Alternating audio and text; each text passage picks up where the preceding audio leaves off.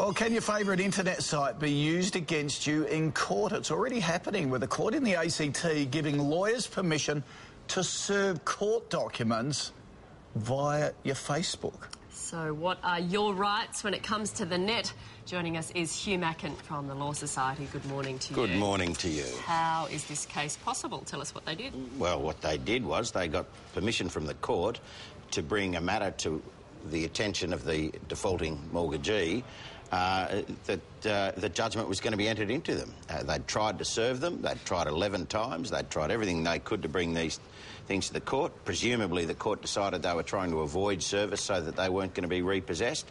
The court said, all right, well, if you try this avenue and that avenue, then we'll give you the order that you seek. And, of course, the avenue was let them know via their Facebook that the order's going to be made.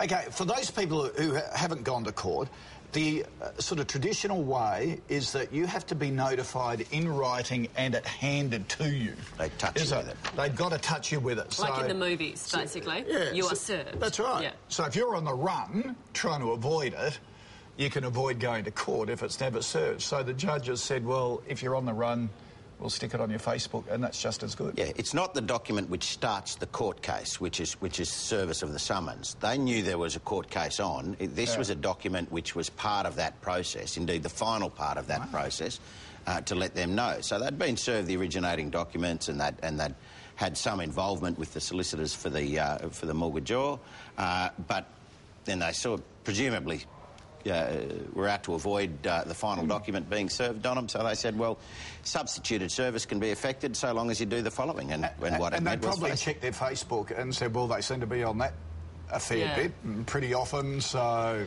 Can they say they didn't get it? Well, if they say they didn't get it, then they must know that something was forwarded to them. And if they say they didn't get it, then they say, well, if you didn't get it, well, here it is now. So these sort of... you probably wouldn't achieve that much.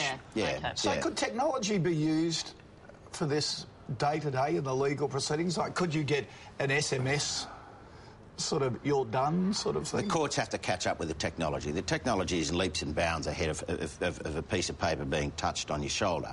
The internet, email, Facebook, SMS, all are means by which things can be brought to your attention.